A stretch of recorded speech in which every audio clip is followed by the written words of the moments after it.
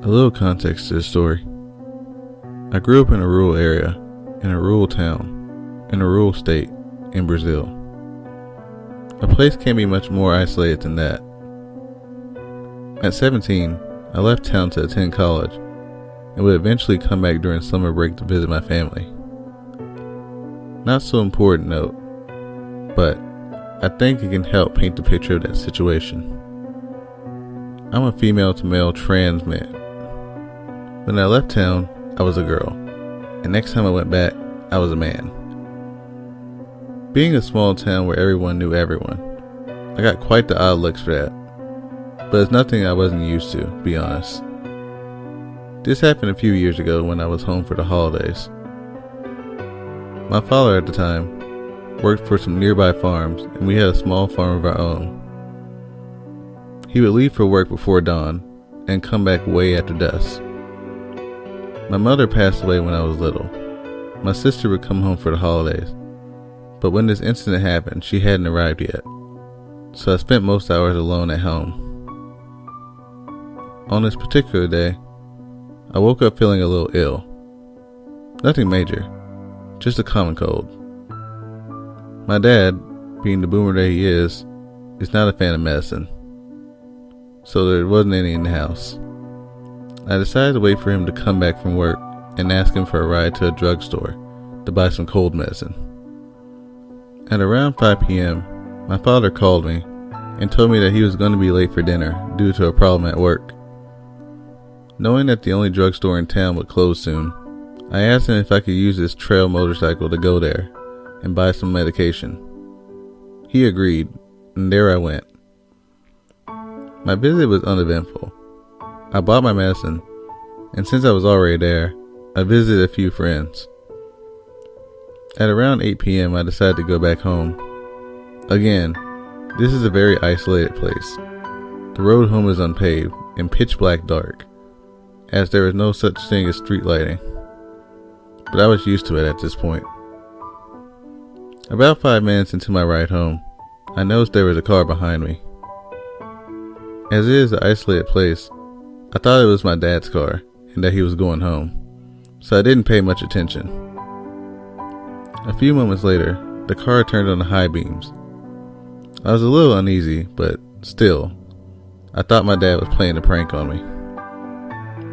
Then the car got closer and closer, to a point where it was tailgating me. I tried to look in the rear view to see if I recognized the car, but because the high beams were on, I couldn't see a thing. All I could see was the intense lights following me. I decided it was safer to let whoever this is pass me by. I slowed down and pulled over a bit, and the car did the exact same thing.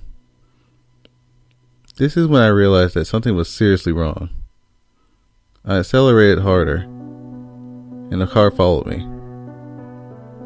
This is when someone in the passenger seat of the car rolled down the window and screamed, "Hey dude, I think we need to have a little talk." Nope.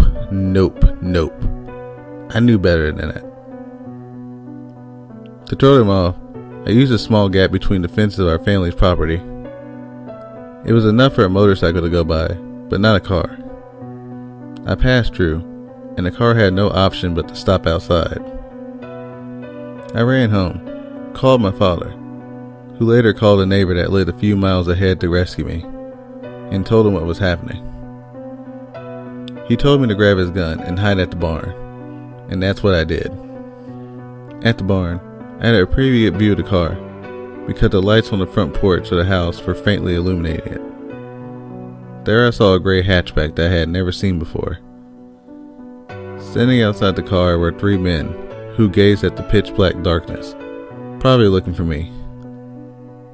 I couldn't see more than the shadows, but it was absolutely frightening. A few minutes passed and the car left. I had never been more relieved in my life. Then my neighbor finally arrived at the scene. I described what happened to him, and he told me that the son of a nearby farmer had had some trouble with some gang members because of drug money.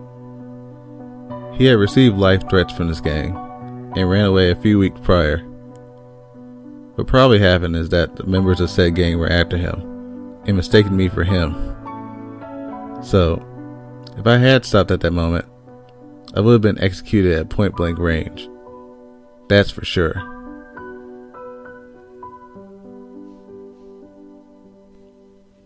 Currently experienced something similar at my current gym, which reminded me of Brett. I am a male. When I was around 19, I got really into weightlifting at my university's rec center. It was a massive complex with multiple weight rooms, 2 indoor tracks, Olympic swimming pool, the works. I lift 4 to 5 times a week and often cool off with laps around the pool. One day in the weight room, I was approached by a guy named Brett. He didn't look like a student. He was older, probably late 30s, early 40s, but he was very friendly. The rec center wasn't just for students. Anyone could purchase a membership. Casual conversation is pretty common in gyms, and I was so naive in those days I didn't think anything of it when he asked personal questions, like where I was from and where I worked, which was a grocery store in my hometown, the next town over. I didn't see this guy in the gym every day, but it was common to run into him a couple times a week. We shoot the breeze for a bit, and I began to sense that he was interested in more than just saying hi. One day, he mentioned that he had been in the grocery store where I worked but didn't see me there, and wanted to know where my schedule was. Despite my naivete, I immediately recognized that this wasn't normal, and that I didn't want to talk to this guy anymore. I lied and told him that my schedule was different every week, and got back to my workout. One day, not long after I was walking into work to start my shift, we started at 9 a.m., he was there in the foyer, just hanging around. He called out and tried to talk to me, but I told him that I'm at work right now. After that, I didn't really talk to him in the gym anymore. Looking for me at my job was too weird, and it pissed me off. He would approach me, and I would coldly say, "Hey," and just look away. The final straw was one evening after I had finished swimming laps. The shower room was an open room with 4 shower stands, each with 4 nozzles pointing north, east, south, and west, so 4 people could use the same stand at once. No curtains, no partitions, which may seem odd these days, but I never thought anything of it since I grew up swimming at this pool. I was there alone showering, my swim trunks hanging on the drying rack, when I glanced towards the doorway to the locker area and saw this dude peeking around the doorway, watching me shower. He immediately ducked back and was gone by the time I finished up and went to get dressed. I went straight to the service counter to report what had happened. I only knew his first name, but they seemed to know who I was talking about. I never saw him again after that.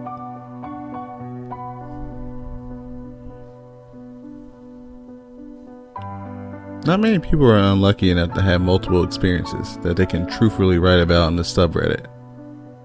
And I thought I had had my fair share of creepy experiences. Then, yesterday happened. So for context, I had recently moved to York, and after the first month there, I had decided to start taking the bus, because I figured it would be cheaper than paying for gas all the time. This all happened when I was waiting for the bus after work. This guy, who I assumed was homeless due to his appearance, was waiting for the bus as well. He asked me if I had any spare change, and I told him that I didn't. This seemed to make him angry for some reason. Multiple times I caught him glaring at me, and it was enough to put me on edge. But then the bus came, so I was relieved a little. I got on the bus, paid with my prepaid ticket, and took a seat in the very back seat. The bus was pretty crowded and noisy, so I put my headphones on and started listening to a podcast. Soon the creepy homeless man was out of my head. The bus pulled into the transfer station, and I got on the 5W, sitting in the back like I always do. That's when I noticed that the homeless guy also boarded the 5W. This sent some waves of anxiety through me, but I couldn't believe that he was following me, and I thought it was just coincidental that he was taking the same bus as me again. So yet again, I tried really hard to keep him out of my mind, which eventually worked. I got off the bus and started walking home. my earbuds still in, listening to Adventure Zone. Amnesty, if anyone's wondering. I walked up to my house and opened the door. My pet, named Lily, greeted me like she always does. That's when things got creepy again. Lily started barking, which she never does, and she started staring at the window above my kitchen sink. It was that homeless guy. It looked like he was fiddling with the window, trying to open it. I ran outside, Lily on a leash barking at the man and tugging against the leash. I told him that he better get out of here, or I'd accidentally lose my grip on Lily's leash. He took the hint and left, and I haven't seen him since, not even at the bus stop. I've considered calling the police, but there's honestly not much to tell him. I probably will call him and report the homeless man, so hopefully he doesn't try this with anyone else.